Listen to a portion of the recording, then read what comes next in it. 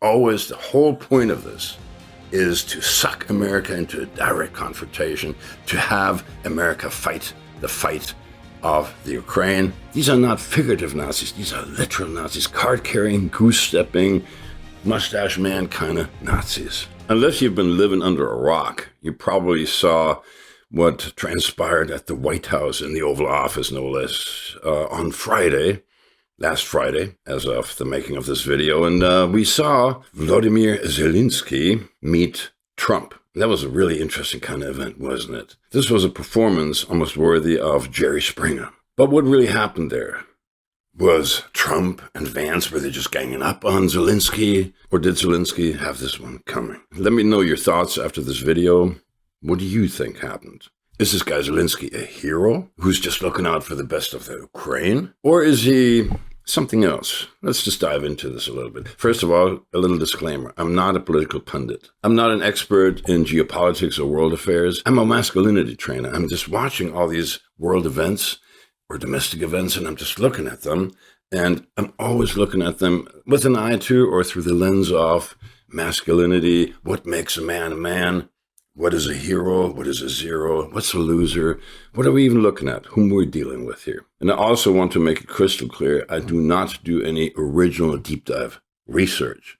I'm looking at a handful of really good alternative sources, such as Judge Knapp, Judge Napolitano, Scott Ritter, former weapons inspector, U.S. Marine, Colonel Douglas McGregor, the Duran, the Gray Zone, and a few other really good sources. But what I'm doing is I'm looking at them, and I'm taking not only a 40,000-foot view, I'm actually looking at it from a much greater distance and looking at the very big picture. And how does this really fit into the greatest scheme of what we do here at Magic Male, which is helping young men, or even not so young men, to gain or regain their power, their masculinity, to be very successful in life with women and in general. My job is not to do the nitty-gritty or getting into the weeds with this research. My job is to take not even the 40,000-foot view, call it NEO, near Earth orbit. So I'm right up there, like about 400 miles, kind of like where the space shuttle, the IS, the International Space Station, that's kind of like the view I'm taking. I'm looking at culture, I'm looking at politics, geopolitics in particular,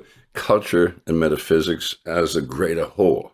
And everything I do and say is somewhere with an eye to the political implications, the cultural implications, and even some metaphysical connotations. First of all, who the hell is this Zelensky guy even? Zelensky is currently the president of the Ukraine, and he was actually elected on a platform of peace. Zelensky is essentially a creation by the Ukrainian oligarch billionaire Igor Kolomoisky. He is, among other things, a TV producer. And this Ukrainian oligarch billionaire essentially created Zelensky as an artificial frontman. And as Kolomoisky was, before he got arrested, also a major TV producer, he basically created this fictional show around this main character, Zelensky. Kind of like the West Wing. Imagine that Martin Sheen suddenly really became the president of the United States. Except for that this TV show was from day one designed to lead up to eventually elect Zelensky as a designer puppet president of one of the most corrupt nations on the effing planet. The Ukraine, which essentially means borderland, was never meant to be an actual standalone country. It was always one of CIA's creation, the British Empire, MI6, designed to eventually bring about the strategic defeat of Russia. And that is, of course, an existential threat to the very existence of Russia. And Russia made it very clear, a world without Russia is a world not worth living in. And if we challenge that or think that Putin or the Russians are bluffing, that could really quickly lead to a really bad day, also known as thermonuclear war. Russia, during the 90s, after the collapse of the Soviet Union, was effectively robbed blind under the Yeltsin regime, who sold out his country for pennies on the dollar, very much like Zelensky is selling out the Ukraine, to the Western oligarchs, to Wall Street, to the military-industrial complex. CIA put no fewer than a dozen bases into outposts into the Ukraine. That's a lot for a small country like that. Should I also mention the 43 bioweapons labs? Oh, it's bioresearch. Yeah, okay. So that's kind of like gain of function, kind of what we saw with Dr. Fauci. Just saying. I'm not saying CV-19 originated in one of those weapons labs in the Ukraine and then was infused into China. I'm not saying that. After the collapse of the Soviet Union, Russia was essentially a free-for-all for the collective West, and they just took whatever they could. They just stripped that country of its resources, and that's where you also get that very stupid saying by none other than John McCain, that Russia is a gas station masquerading as a country. If you really believe that, then, my deal that I always offer, the Brooklyn Bridge for $10 million, free shipping to your house, still stands. And the reason why Putin and Russia are so defamed and even demonized in the collective West is that they just didn't want the West to take everything. That's like looting a store. If you ever seen like a bunch of people like breaking down the windows and looting a store and running away with these TVs, that's essentially what the collective West, Wall Street, the military industrial complex, the permanent European and American political class, that's what they really did. And when Putin stopped it, of course, he became their enemy. But we're here to examine who Zelensky really is. A little backstory, a little background. After the fall of the Soviet Union in 1992, then Secretary of State James Baker shook hands with then President or Premier Mikhail Gorbachev and promised him, and actually it was put in writing, people don't really realize that it was put in writing, promised him that NATO would not move, and this is an actual quotation, 1 inch to the east. So it must have been Russia, which is twice the size of America, that must have moved west and just happened to kind of butt up against NATO. No, NATO grew by a couple of dozen countries since 1992. Just saying. And so in effect, the real reason for the Russian special military operation, the cause for this war, essentially, or like the West likes to say in their mainstream media, fake news media, Putin's unprovoked full-scale invasion of Ukraine. This is not the truth. This is a narrative, and this is all a war about narratives. What really happened in the White House? Was it a setup? Was it an ambush by the evil Trump? By the evil J.D. Vance? I would say not so much. Anyone who's really been following these stories and anyone who's really had some real information, some real background news on Zelensky and this whole conflict between Russia and the collective West, a proxy war that Ukraine just happens to be in the middle of, for several years, the Biden administration, the collective West, the EU, NATO have been chomping at the bit to pick a fight with Russia. And the real reason they want this is, first of all, they want to preserve the unipolar world, which means America and only America, and everybody else is basically a pariah, somebody who can't even be tolerated, let alone dealt with. The whole point behind this whole thing has always been, particularly from a European point of view, from a NATO point of view, a fight for relevance, but also a reason to exist. NATO, one could argue, after the fall of the Soviet Union was no longer necessary. NATO was always meant to be an essentially defensive alliance, which, after World War II, when we're dealing with somebody like Joseph Stalin and world revolution of the Soviet Union, then you can make a good case for that. And yes, the European countries were very fearful after World War II that Russia might take them all. But I think it's also very clear that this whole threat, this whole domino theory, we have to fight the Russians over there so we don't have to fight them here. That's based on the so-called domino theory, which was the same kind of theory that led to Vietnam, Korea, and a bunch of other such wars, proxy wars, where we fight another country via the little vehicle of a little client state, in this case, the Ukraine. So the fight between the EU, America on one side, the collective West, NATO, the EU, and on the other side, the Russian Federation and their friends, has always been one of proxy wars. The West has been using the Ukraine, the borderland, essentially as a battering ram to stick it to those evil Ruskies. What led to the White House encounter? Well, as somebody once said, the whole fight was always about keeping America in, Russia out, and the Germans down. And they've certainly succeeded in much of that. Now, right now, the EU, the European alliance, NATO is desperate to keep America in. And as a matter of fact, they would like nothing more than for America to get actively involved in a literal fight a showdown between America and Russia. Good luck with that. Why this can't work and why this must lead to nuclear war will be the discussion of another video. Today, we just want to look at Zelensky and what happened in the White House. And is he a hero or is he a dictator? Is he even a man? And since I'm a masculinity coach, everything I look at through this lens. Now, when the money started drying up a little bit, the support kind of waned. It went from as long as it takes to as long as we can under Biden, the support for the Ukraine, I'm saying. Europe got nervous and the Ukrainians panicked and they said, we have to keep America in. And there was always the whole point of this is to suck America into a direct confrontation, to have America fight the fight of the Ukraine and pulling their chestnuts out of the fire. Unfortunately, that's also a really quick way to end up in a full-scale nuclear war. So to bring that about, the West and Zelensky were thinking of what can we do to motivate, how can we bribe the Americans to stay in this fight, to stay in Europe? Well, why? We got all these mineral resources, rare earth minerals, gas, oil, all kinds of stuff. And so they were trying to essentially bribe America to not only stay in Europe and stay in the fight, but actually to escalate into a full-scale military confrontation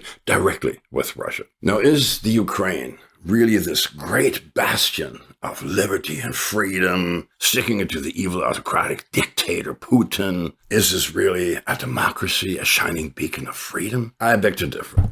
The hallmark of a dictator would be, for instance, to declare martial law, to cancel all elections under the pretext of, well, you can't have an election during war times. But if that were true, then the United States would not have had elections throughout every single war they ever fought. The Civil War, for instance, yes, there were elections. Most of the wars we had, Vietnam and so forth, Iraq, we had elections. Zelensky canceled elections last year and just stayed on as a president, an unelected president. And that's why Putin rightfully says, well, we can't deal with this guy. He cannot even negotiate with us because he is no longer the legitimate president. So anything he signs can later be fought in international law, court, United Nations, and so forth. He has no more legitimacy. And he also is extremely unpopular. Yeah, he says 50 some odd percent. Sure, like that bridge. $10 million for the Brooklyn Bridge. Oh, and the Ukrainians are winning. The Russians are losing. Well, if you do believe that, I might even make you a more special deal on that Brooklyn Bridge. Free shipping overnight, even to Hawaii. Just send that money, PayPal, whatever you got. Send it to me. I'll send you the Brooklyn Bridge. What else does a dictator do? Well, he outlaws any and all oppositions. He jails his political opponents. Wait. Was that not also tried under the Biden administration with regards to Trump? Just saying. Zelensky also outlawed any and all critical newspapers, news stations, you name it. He shut them all down, put the people sometimes in prison. Some of them died in prison, like Gonzalo Lira, if you know who that is, an American citizen who was arrested by the Ukrainian intelligence services and essentially tortured to death. And Biden didn't lift a finger for a U.S. citizen. But Zelensky wasn't done yet. He even outlawed the Russian language, the culture, even the Russian Orthodox Church. He cracked down on religious freedom. And yes, he was completely outlawing anything about those Russians, the ethnic Russians, Russian-speaking Russians, who still live in the 4 oblasts of the Donbass. And they even had a referendum where 90-some-odd% of the people living there voted to now become Russia. And the same thing, by the way, holds for Crimea. But how can you outlaw an entire culture, an entire language? The last time we saw something like this was, say, in Italy of the 1930s under Mussolini, where it became punishable by death in certain areas of Italy to speak or teach German or in German, like the area of South Tyrol. But they didn't stop there. In 1992, there was what they call a color revolution, sponsored by the likes of George Soros and Victoria Nuland, who later became Assistant Secretary of State under Blinken. And they organized a completely fake regime change coup, also known as the Maidan in 2014. At that point, a legitimately elected president, Viktor Yanukovych, was ousted and replaced by Viktor Poroshenko, who was a card-carrying Nazi. Yes, a Nazi. You read that right. You heard that right. If you don't believe me, all these people worship their patron saint, a guy named Stepan Bandera, who killed, tortured to death, together with the Waffen-SS, Totenkopf Division, and so forth, during the times of World War II. Tortured and killed 250,000 Hungarians, Poles, Ukrainians, and you name it, in the most brutal and bloody and vile psychopathic ways imaginable. And they still do that today. Oh, and yes, USAID international development, and NED, the National Endowment for the Arts. Whenever you hear these names, it sounds like something. Oh, it's like development. It's money for the poor, food for the poor. It's humanitarian aid. Oh, democracy, National Endowment for the Democracy. Sounds great, doesn't it? Well, whatever these deep state people use terms like that, you can assume that the very exact diametrical opposite is the truth. Now, NED, National Endowment for Democracy, and USAID, their mainstay. Yes, they do stupid, cringeworthy stuff like fund some trans opera in some South American country, whatever the hell. But what they really do is they topple legitimately elected governments and replace them with puppet regimes, client regimes. That's what we do. And that's why I'm so happy that Trump is shutting that stuff down. But it even got worse. Promptly after that coup, that hostile takeover in 2014, which such luminaries as Victoria Nuland instigated color revolution and was financed by George Soros, the Ukraine Nazis promptly started shelling the civilian population of the Donbass, killing a minimum of 14,000 we absolutely know about, but some people say it's probably closer to 30, 40, 50,000 that they just murdered and butchered. So is he a dictator? No, he's not a dictator. He's just a bastion of the free world. He's actually the leader of the free world. Oh, and that, by the way, was one of the other huge reasons why the Russians had no choice but to perform their special military operation. And if you think, oh, this is a full-scale war and it's unprovoked, no, nothing about it was unprovoked. If you poked a bear and he said, hey, we're putting mid-range missiles that can reach Moscow in a few minutes right on your damn doorstep. What would we do if the Russians or the Chinese suddenly started putting mid-range missiles into Mexico or Canada, or Cuban Missile Crisis? Anyone? I'm old enough to remember that. I was 4 years old, but I do remember. 10 days that changed the world, where the world had held its breath, because we were so close to nuclear war, but not nearly as close as we just got to nuclear war a few months ago, when the Biden administration thought it was a glorious idea to allow long-range missiles, such as the Taurus or the Storm Shadow or whatever, to give it to the Ukrainians, who promptly targeted civilian positions in Russia. By the way, the Russians do not shell civilians if they can help it. It's just not in their makeup. And yes, MI6 instigated a complete massacre a few years ago, just like they instigated massacres right now in the Kursk region, where the Ukraine Nazis go to private homes and murder the Russians there on Russian soil, and just leave the bodies in the basement. And the Russians have uncovered this many, many times. Oh, and Suja, that Russian massacre, was really done by MI6 and the Ukraine Nazis. And it was a false flag where they made it look like Russia did it. But the Russians would have never done this. It doesn't make any sense. The Russians have 3 strategic goals. Liberate the Russian-speaking oblasts, who voted. No, it was not a sham election. It was a legitimate election. And 90+% opted for Russia. Number 2, to remove the threat of Russia and short-range or mid-range missiles right on their border that can reach Moscow in minutes. Not enough time to even react. And number 3, to denazify the Nazi Ukraine, as I call it, to get rid of this murderous ideology of Stepan Banderas, which is, these are not figurative Nazis, these are literal Nazis, card-carrying, goose-stepping, mustache man kind of Nazis.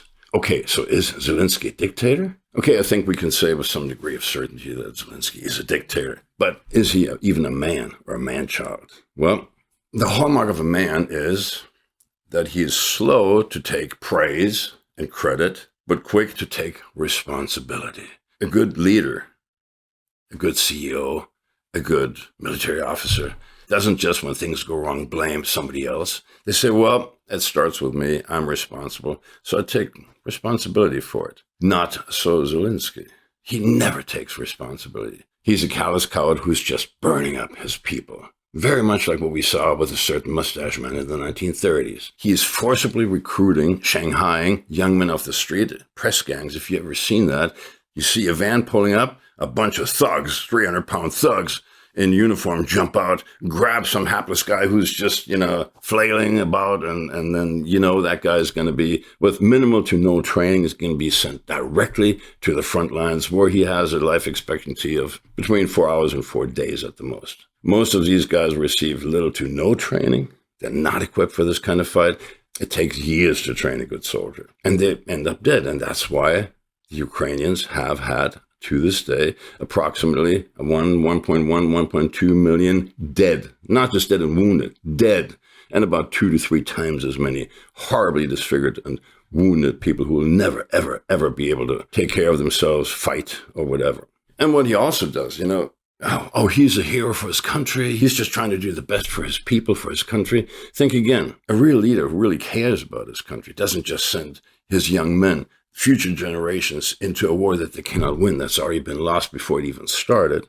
And yes, the Russians will win this one. The Russian losses are not even 10%, about approximately 8 to 9% of those of the Ukrainians. And such a leader doesn't just cowardly send his troops into harm's way without any kind of strategic or other meaning or sense. None of what the Ukrainians have done makes any sense in military warfare. All of it has failed, including that so-called counteroffensive in 2023. It's miserably failed and only resulted in the senseless death of tens, if not hundreds of thousands of Ukrainian soldiers. And then, when his troops find themselves in undefendable positions, he triples down on stupid and triples down on, you have to hold these positions at any cost. And that cost can only be measured in thousands of dead per day. The Ukrainians are losing several thousand people a day dead and double or triple that in wounded, for instance, in that Kursk offensive, where they're trying to invade Kursk, the region. This is like Stalingrad. This is sacred ground for the Russians. They don't take lightly to that, and they know who's behind it. England and MI6, America and CIA, the U.S. military-industrial complex, and yes, also Vanguard, BlackRock. Those are the real power brokers in this deal, along with NATO and the very, very corrupt EU. So when they say down to the last Ukrainian, they literally mean it. It's down to the very last man. We saw this in Bakhmut in 2023. We saw this in other offenses. We're really seeing this everywhere. And now especially in that completely failed Kursk region offensive. Okay, so in summary, when Zelensky and the collective West realized that there was no way they could win this or even prevail against the Russians by any stretch of the imagination, they figured the only way we can even do anything or at least prolong this war, which is such a cash cow for the military-industrial complex and all the corrupt political classes in Europe and America and elsewhere, the only way to do that is to drag America somehow into this war, into a direct confrontation with Russia, with the Russian Federation. And yes, that is called World War III, thermonuclear war. And the Biden administration even had, just a few weeks before Trump's inauguration, we're actually going as far as saying, yes, we can win a limited nuclear exchange with Russia.